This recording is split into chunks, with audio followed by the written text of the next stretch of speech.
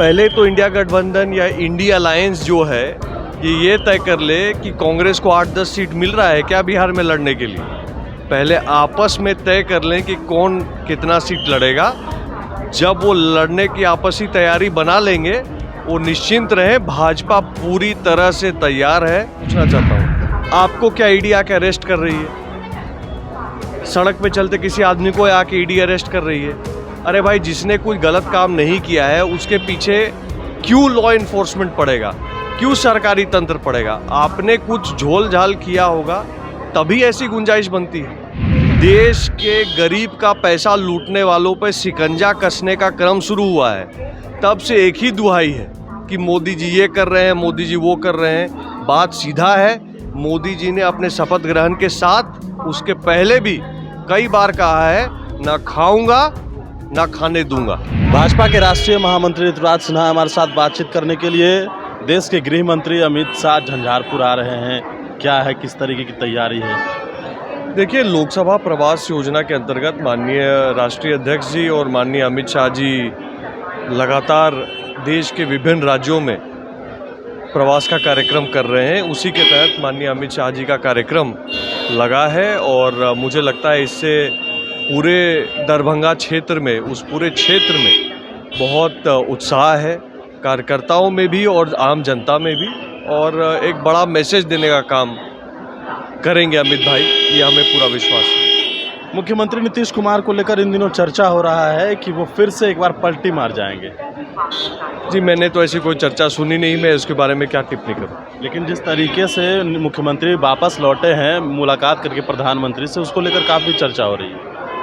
देखिए, राजनीति में चर्चाओं का बाजार हमेशा गर्म रहता है और पत्रकार जो हमारे बंधु हैं उनको भी कुछ न कुछ नया मसाला रोज चाहिए, तो चर्चाएं चलती हैं, चलती रहती हैं। भाजपा के भी कई नेता हैं जो इस बात से खुशी जता रहे हैं। आपके राष्ट्रीय प्रवक्ता ने खुशी जताई है और कहा है कि जब जागो तभी सवेरा है। इसका क्या अर्थ है? मुझे लगता है कि अभी कोई अर्थ निकालने का समय नहीं है। आगे चल के जो भी चीज़ें आएंगी वो सबके सामने आएंगी, और जब तक नहीं आती हैं तब तक इस पर चर्चा और टिप्पणी करना उचित भी नहीं। इंडिया गठबंधन के द्वारा भी जो है वो कल बैठक हुई है और कहा जा रहा है कि जो 40 सीट है उसमें से भाजपा को 1 सीट भी बिहार में नहीं मिलने जा रहा है। पहले तो इंडिया गठबंधन या इंडिया अलायंस जो है ये तय कर ले कि कांग्रेस को 8-10 सीट मिल रहा है क्या बिहार में लड़ने के लिए। पहले आपस में तय कर लें कि कौन कितना सीट लड़ेगा। जब वो लड़ने की आपसी तैयारी बना लेंगे वो निश्चिंत रहे, भाजपा पूरी तरह से तैयार है और बिहार की जनता भी तैयार है इंडिया को अपनी जगह पे पहुंचाने के लिए। कल जेडीयू के एक एमएलसी हैं, उनको ईडी ने गिरफ्तार किया है। जैसी करनी वैसी भरनी, जो करेंगे वही भुगतेंगे। कहा जा रहा है जानबूझकर ये राजनीतिक प्रेशर है। देखिए, मैं एक बात आपसे पूछना चाहता हूँ, आपको क्या ईडी आके अरेस्ट कर रही है? सड़क पे चलते किसी आदमी को आके ईडी अरेस्ट कर रही है?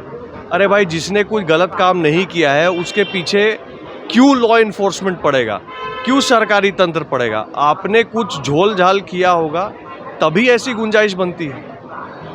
लेकिन जो सवाल है, कहा जा रहा है कि जैसे जैसे चुनाव नज़दीक आएंगे और कई नेता को जो है ईडी गिरफ्तार करेगी बिहार में। ऐसा बिल्कुल भी नहीं है। ये बात हर एक महीने कही जाती है।